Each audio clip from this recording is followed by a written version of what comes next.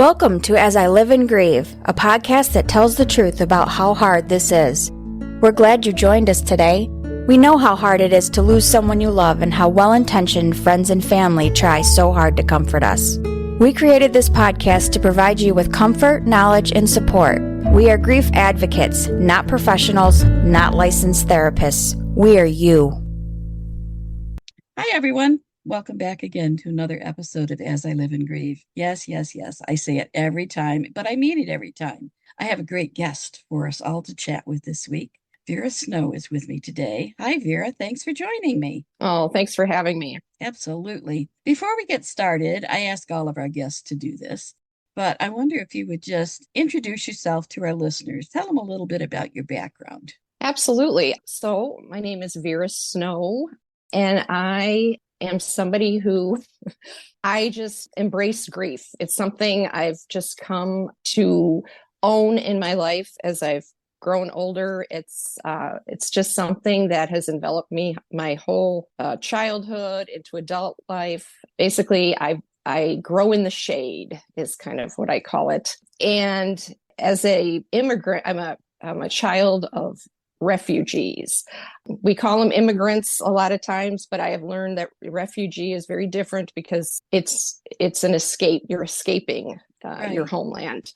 You're not just immigrating because you want to learn French or something. You are literally escaping. And so it's just something that is just part of my DNA. And I've just correlated it over the years to kind of look at grief as kind of like upside down joy. I've come to realize, I guess. And I went into, I was going to go into psychology growing up because I was just kind of fascinated by the way my family was. There was, depression, a lot of stuff, trauma, stuff I just didn't understand. But I ended up going into more of like a spiritual side of things. So I became a spiritual director in my adult life. And then I did get like just something to add to it, a master's in human development. So it's kind of like a combination of spirituality and psychology. And it's just something that just built my interest and built kind of my background to approach my life that I just had trouble understanding to become like it's like a celebration of my background. Sure. Yeah. Now you mentioned a couple of things that intrigued me immediately, and let me tell our listeners too that you reached out to me because you had a topic you wanted to discuss, and I was immediately fascinated. And you kind of termed it immigration relief or immigration grief. I'm sorry. Please edit that. Immigration grief. And now, especially since you've clarified a difference between immigration and refugee, there would have to be a huge difference between the two because of a feeling of desperation and even running for your life, so to speak, with the term escape. So I wonder if you could maybe let our listeners know a little bit more how you really kind of connected the concept of being a refugee or part of a family of refugee and how you describe that as grief. For what reason do you feel that grief is connected? Yeah, that's a great question. The way it's connected is, so both my parents were from Czechoslovakia. Now it's called the Czech Republic. They grew up under Nazis, and my mother left. They escaped. My grandfather's actually a wanted man by the Red Army. And so they ended up in a German refugee camp. And then my father, he escaped in the 50s under communism. And so even though like they didn't come together, they met in Chicago, which they termed Chicago. Because there's a lot of Czechs there. Yeah. There is this underlying sadness that I, as a child, could not describe. It just enveloped my everything in our home. And then, of course it spreads because they all find each other. So you have like a community of Czechs. And because I've learned that I'm very empathic, I absorbed this grief and I didn't know what it was. It's this longing for home. It's the only way I can describe it. It's you had a home, but your family was not really present. Right. Because this longing just takes kind of over. And so I've heard of grief being described kind of like it could be like a wave, an ocean wave, and you really can't stop it, right? So you learn to swim. Right. Well, I never really necessarily, when I look at that kind of grief, I've had other grief that comes up over like a wave, right? But this was just kind of like a pond. You're just in it all the time. It doesn't you're really treading water. You're not really swimming. Yeah, you're just kind of, and then you kind of make friends with it because it becomes normal. That's the other thing. It's just normalized. And then, as I grew and got out of my family system, I realized like, wow, it's different. Other families don't have this, and so I was just fascinated by like, what is that? I find it when I run into people who are immigrants or refugees, I can feel it. I can usually feel it in their voice, or just, there's like an aura about them. There's just this sadness that is just it's just not real tangible. Yeah. Do you feel then that you were more or less absorbing grief from your parents because of their overwhelming grief? And you were just kind of, especially being empathic, that you were just kind of absorbing that into your own body, into your own system. And if we could for a minute go back to what I have used dozens of times is a very, very simplistic definition of the word grief. So it incorporates all losses, is that grief is merely a normal response to an unfortunate event. Now that's extremely simplistic, but if we just think of the tone of that as being, it's unfortunate, shouldn't have happened, and even to the level of it's traumatic, it can be traumatic, but it's a reaction to a loss. So if you think for a minute, if you have to escape your home, your homeland, all of your traditions, your culture and everything, and go somewhere completely different that you don't even know what's there when you get there. You don't know if you'll be welcome or ostracized or even killed. You may not be accepted. So there is all of this that goes in. So then I think anyone can understand why refugees would experience grief, because they have lost everything they have known. Maybe they've been able to bring a few possessions with them, but for the most part, they've had to leave everything behind. And many of them are lucky that they may have been able to bring their children with them all the way, if their children were small. So if we think of it from that standpoint, and think also about how you mentioned that you allowed grief, either you allowed grief to grow around you, or you allowed yourself to let grief become part of you. I know I have many of the same feelings.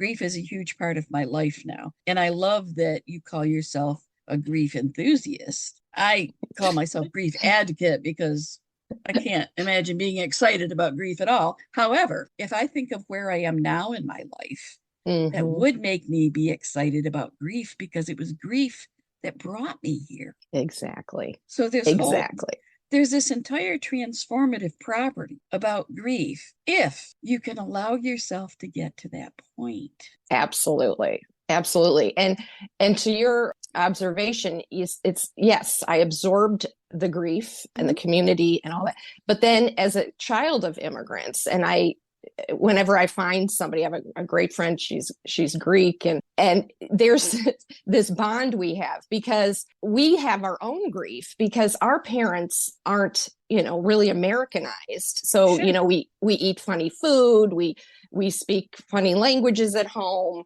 And the biggest thing too was like, you kind of are not parented really great either, because they don't know the traditions here. So growing up, you have one foot in the door of one culture, and then you're living in another. And so you're always kind of like, who am I?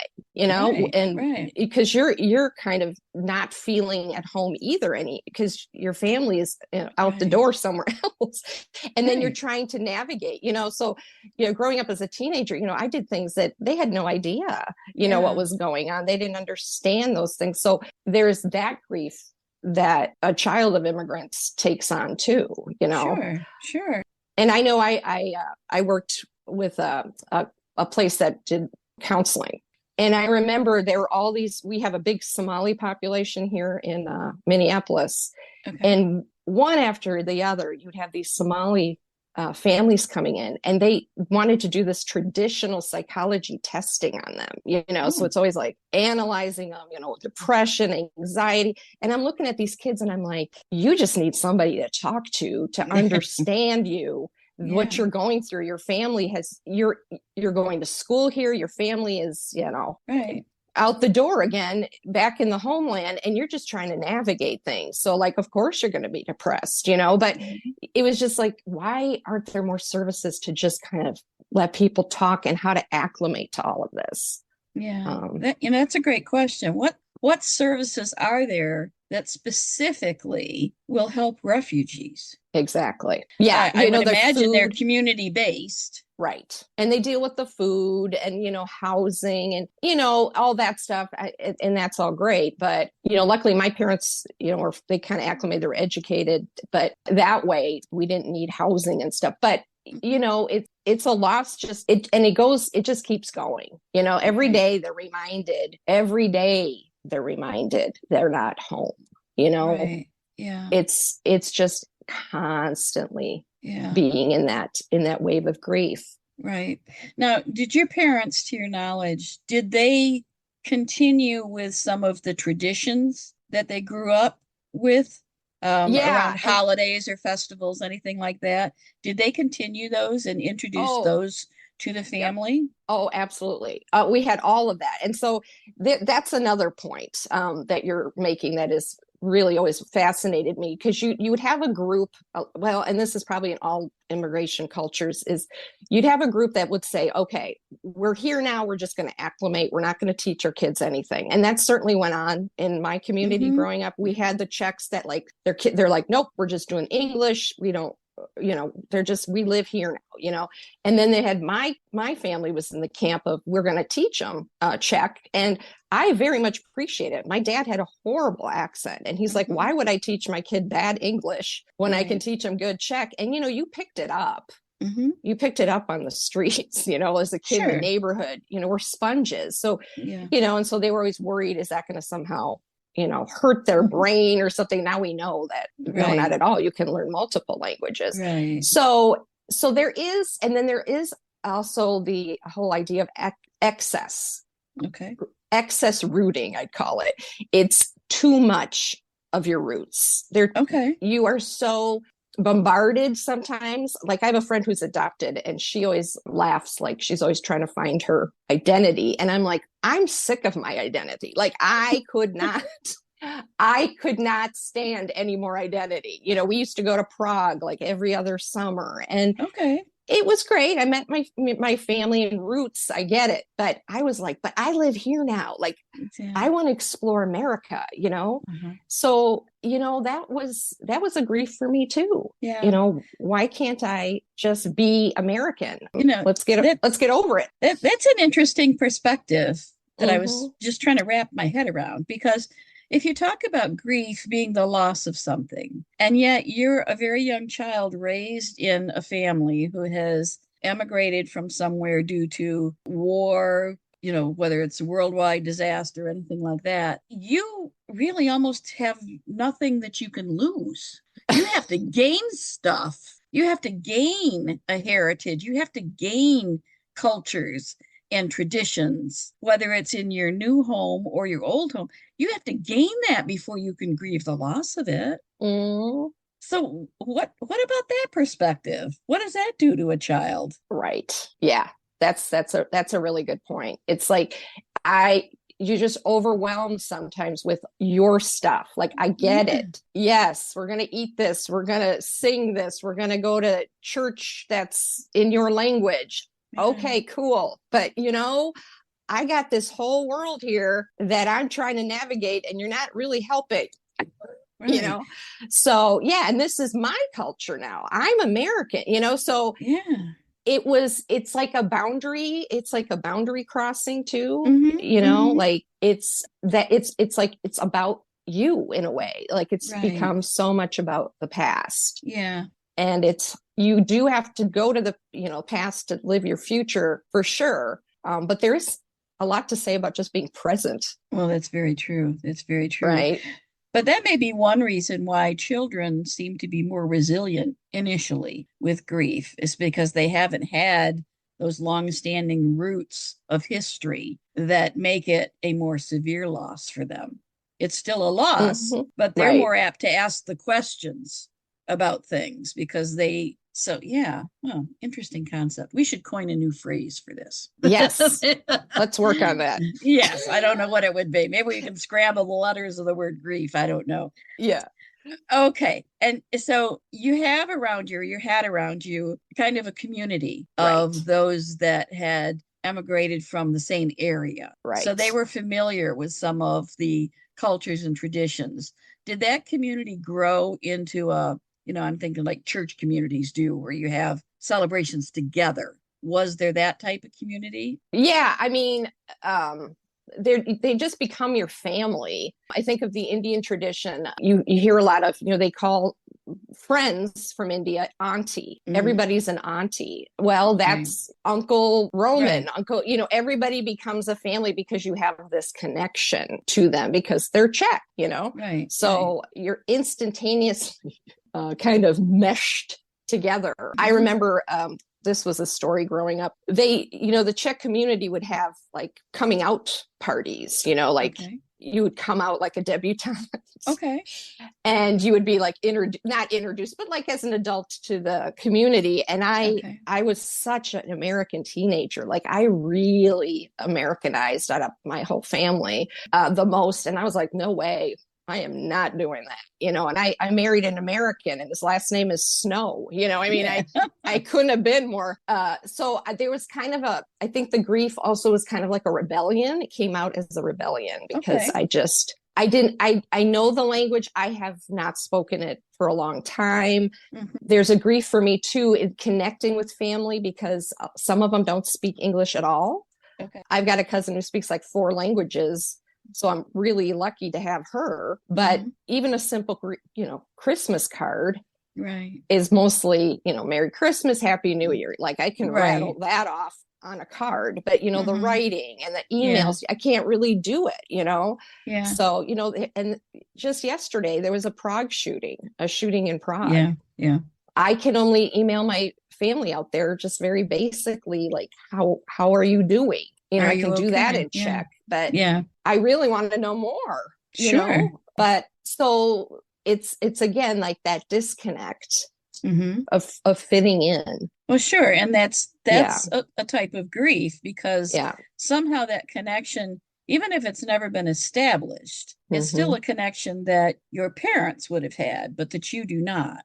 So it's still a loss. It's a huge loss. Yeah. It's really, and it's hard. Like we're having this discussion right now and trying to wrap your head around it. It's really difficult to understand being in that limbo. Right. And you're not really American. You're not really the other one. What am I, Yeah. So in a way, No, go ahead.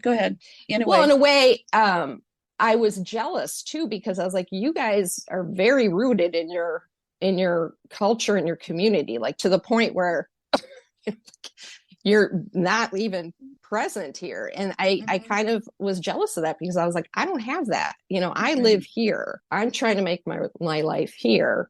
But you're not really there for me to do that, Right.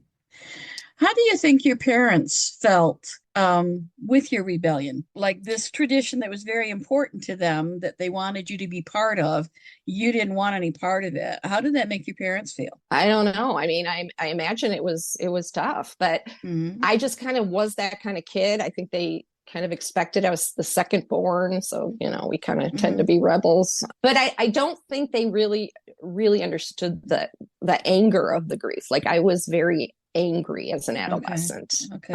And again, going back to that place where I worked, when they bring in these Somali these kids, and they're teenagers, so they're rebelling anyway. But to be analyzing them for all these tests, it was just heartbreaking to me because they're just normal kids struggling with something that's really hard to define. It's not in the DSM manual. No, it's not. It's not. Oh, yeah, that manual is tricky anyway, but no, there's nothing in there. Oh, I know. Well, and I have a whole theory about trauma very much being like ADHD. Like it's in your cells. Like even if you don't, like I didn't escape from, that country, I feel like it's in your cell. Yeah. Well, let's talk about that. Let's talk about that for a minute. Certainly your parents suffered trauma in their escape, in that whole process. Yeah. So how did, I think we kind of explained how you absorbed grief that they were experiencing and feeling. Yeah. So let's talk more about that trauma. How did you absorb that, and how did you see that in your parents? What made you come to the conclusion that it was trauma? This is I'm almost like, can't believe that it took me this long, but I could not describe it. I think, again, you can't see it in others till you see it in yourself. So I became aware of my own trauma much later in life. And so I didn't really know what it was that they were doing but there was this moment. My dad was here. My mother had passed when I was younger, and with his new wife, and we were watching 9/11, these phone calls of 9/11 that they had done a whole documentary, and it was all these phone calls that people were leaving on the voicemails of their loved ones as they were going to burn up in the towers or jump or whatever. It was just, unbelievably powerful. And I saw my stepmother shaking, and I suddenly it clicked. I said, oh my gosh, she's like having PTSD right now. She's having a very traumatic, she's reliving her trauma. And I mean, I'm a little embarrassed myself because it took me so long to figure out that's what this was. This is called trauma, and they all do it. And a lot of it is being evasive and certainly emotionally closed.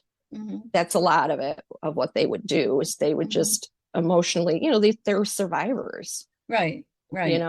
And so when this very strong documentary was starting to work on her, I couldn't believe it. She was shaking, and then we had to turn it off because she didn't even know what was happening. So I mean, and that's when it becomes obvious too to someone that someone else is really going through stuff. For the most part, like you say, we close up. We do that with grief too. We close up so that if we finally decide, okay, I have to go out to the grocery store because I have no food in the house, and you drag yourself to the grocery store, you put on this facade because you don't want people to know how you really feel. Right. And in some ways, it's unfortunate. I joked at one point that if we're grieving, we should all be wearing T-shirts. I'm grieving, be kinder than normal, or something like that. And I can kind of envision all these people in Walmart walking around with shirts, I'm grieving, please be a little kinder, or something like that. Because there really is no way to tell. When generations ago, if you went out in public, you were wearing black, you were wearing mourning clothing. The men were wearing armbands on their sleeves and things like that. And actually, you didn't go out for a period of time. And mourning was so much more obvious than it is today. So you don't know. So the whole thing, I have a T-shirt that says be kind or be quiet, and it's one of my favorite shirts. But it's true that you sometimes have to stop and think that the people around you could be suffering immensely. Are there ways you can think of that the average person, the me, could, if I knew, for example, of a family in my community that had escaped from Palestine, from the Ukraine. And we do have in our community, because my daughter Stephanie works in the public school system, and she's constantly telling you about a Ukrainian family that, they're trying to get their child enrolled in school or for preschool, things like that. And there are ways that there are a couple of agencies that are helping them. But for the average person, is there anything we can do, or a special kindness that we can show them that you can think of? I guess the biggest thing would be to just kind of like let them know that they're going through a lot. I think just acknowledging you're going through a lot, because I don't even think when you're in that survival mode, you don't even know you're going through a lot, right? So, and then to just kind of embrace them, but to say this must be hard. And also as an American, most Americans, let's face it, like they don't really know, because a lot of times it's way back the generations that came over here, is to just be humble and just say, you know, I can't relate. That's really helpful too. I can't relate to what you're going through, but I imagine it is incredibly hard. And just let them maybe tell their story if you're willing to listen, because the stories are horrible, you know. And back to your point, I just had this memory of, you know, when with the grief, you know, when you're in that survival mode, how you close down. I have this story where I had this dental hygienist, and my daughters, by the way, are adopted. They were adopted from Russia. And even in their they were babies, but even with them, I could feel it. Right. And so I had this dental hygienist, and she was Armenian, but she lived in Russia, and she was a doctor in Russia, comes here, right? She has to be a dental hygienist. Right. And we had these wonderful conversations, even when she's working on my teeth. And we just decided to gather. So I brought my Greek friend and her family, because they also adopted from Russia, and then our kids. And I'm like, wow, this will be cool. Like, we're going to eat some food, like cool food, and the kids will see some, you know, actual Russian stuff. And we get there. First of all, they live in this suburb, you know, whitewashed suburb. And the house had nothing. There was no inkling of a culture or heritage. It was just whitewashed. Oh my gosh. I mean, it would, you could have been in any home, anywhere in America. And it just blew me away. I was so sad. I was just, the grief, I could feel it, like, wow, these people, they can't even go there. Like they can't even acknowledge it. I can't even acknowledge it. Wow. Because so then it made me feel better about my upbringing in a way, because they, you know, we had tchotchkes and everywhere, you know, we were like bursting of Czech heritage, but this family, like I was just it was so sad for me to see that, just that closing up. What effect do you think that's going to have on the children in years to come? Their children, or their children? If you sterilize, so to speak, sterilize your word. Environment, so that there's nothing historical, cultural, heritage, anything like that. Because I mean, whether for whatever reason you do it, whether it's too difficult for you or anything like that, do you think it will have an impact at some point on the children? And any ideas how it might come out? Oh, absolutely. I mean, that's just cutting off half of yourself, you know? I mean, again, it's like that, what we had in our community, the ones that wanted to completely acclimate and the other ones that wanted to hold on tradition. You know, there is a happy medium there somewhere, where you could do both, but you have to acknowledge the grief. You have to acknowledge the trauma. You have to really understand what you had gone through. And again, the trauma, like they don't want to know, they don't want to remember. But, you know, you look at these books by like Elie Wiesel, you know, Night, you know, these are people who just embraced that grief and just the beauty and the empathy and just the compassion, just all that good stuff that comes from grief that's truly mourned and truly embraced and loved on. And what a difference, right? It reminds me, I'm involved a lot with veterans. My late husband he was retired Army, but he was a Vietnam vet and served as a combat medic in Vietnam. And in this culture of veterans, so I feel like there's a similarity. The veterans, for the most part, don't like to talk about their experience. They just clam right up unless they're talking to each other. And then, boy, the stories come out, you know, funny ones, horrid ones, you know, extreme ones. But it reminds me of that. And I know even myself, my own father, who was a veteran of World War II, fought in Belgium, he said almost nothing about it. But it wasn't until I was surrounded by this community of veterans that I began to wonder about my father's military background. And I did some digging and found out. But now what I would have given to hear my father tell some of those stories.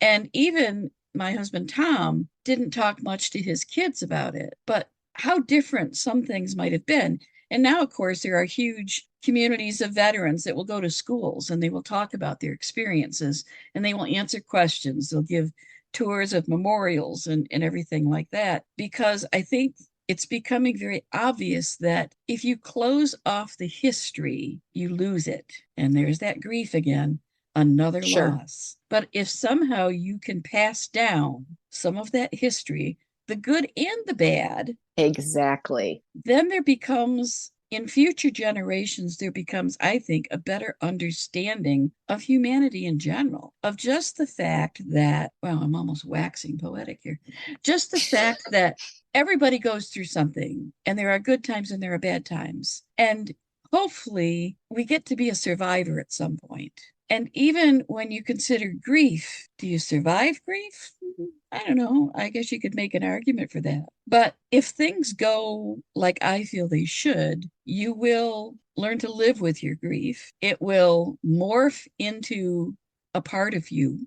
Mm-hmm. And if you are prone to accept that, there's this huge, I believe again, there's this huge transformative quality to grief that can turn your life right up on its head. Yes. And I never, decades ago, never would have imagined myself doing a podcast and talking about grief.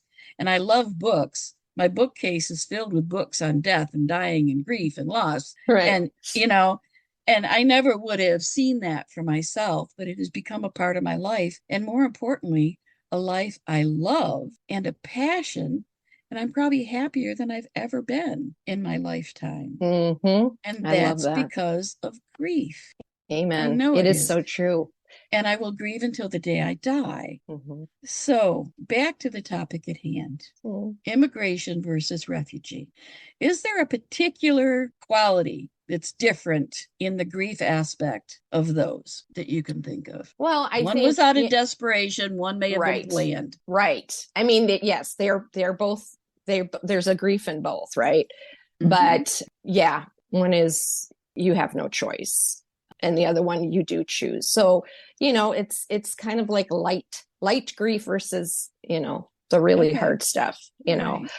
I think, you know, there's just so many things right.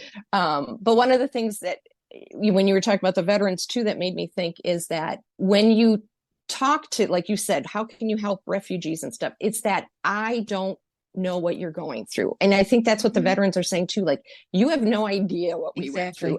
I'm not even like going to bother telling you. It's like you need somebody to say, I cannot understand this, but I really am here for you. Like, I really am sad and worried for you. And, you know, just that compassion and to tell and be open to their stories. But never, you know, but just with that little caveat, I don't know what you're going through. Because, you know, veterans, right, we don't know what they've been through. And to share those stories. I agree. Everybody's got a story. And even in the depths, the horrific depths of some of that, I have a good friend that says that even in the darkest moments of grief, there's a collateral beauty. Absolutely. And if you can try to find that, you know, that helps immensely. It's where the good stuff is. Yeah. Yeah, really. You know, the lasting stuff, the stuff that will make it worthwhile, for example. It's like mining for gold, right? Exactly. You're mining for those beautiful, beautiful things that are promised. They are promised to us and they are there. In the sadness. Right. Because there's beautiful things in the darkness, right? Absolutely. Absolutely. Oh, that's such a nice thought, isn't it? Well, do you think, go ahead. I think of, so there's a woman, Pam Lakshmi. She was on Top Chef. She's the host of Top Chef, and she used to be a model. And I always think of her when I talk about like the beauty in the darkness is she has this, anyone who's seen her, she has this huge scar on her arm. It's really big. And she's always sleeveless. And the way her confidence, the way she moves, and she's talked about this scar. She's like, I was in an accident of some sort as a child. And she wears it like a badge of honor. You know, it's actually quite beautiful. After a while, when you look at it, it's like, wow. And you can just see how she embraces it. She doesn't hide it. She doesn't close up in, in shame or anything. She's just like, I lived this, like I made it, and I am a stronger person for it. Yeah, I know exactly who you're talking about. And I remember telling the story. I really do. Yeah. Do you think the key difference between the grief for the immigrants and the refugees, is it that trauma component? Yes. Okay. I would definitely say that would be fair to say that. Yeah. There's certainly, I mean, there can still be a little bit of trauma in the immigration component, but the big difference is that trauma factor, that desperation, that run for your life type thing. Fair enough. Absolutely. Fair enough. And I always say that in this country too, like people don't have God, they've never lived through something like that, but it can happen on a dime, it really can. Yeah. There, but for the grace of God, mm-hmm. really. Well, our time is winding down. Actually, it wound down, but I was enjoying the conversation so much. At any rate, what I traditionally do with every episode is I turn the microphone over to my guest. So I'm going to do the same for you now, Vera. I'm going to give you access to all of our listeners out there around the world. You can speak directly to them, say whatever you want to say, and I won't interrupt with questions. Okay, thanks. So I think of myself as a grief enthusiast. I have a website, griefenthusiast.com. Like I said, we're talking about refugee and immigration grief because that's a topic, but I've got lots of grief topics. I've lived through a lot of things. And so grief has just become it's just my passion. So one of the things I do as a spiritual director is I help people, kind of mine for that grief and look for the beauty and meaning, I guess, behind the grief. I've come up with something like what is your grief language, and help you kind of figure out how you might talk about it and how you might be in it.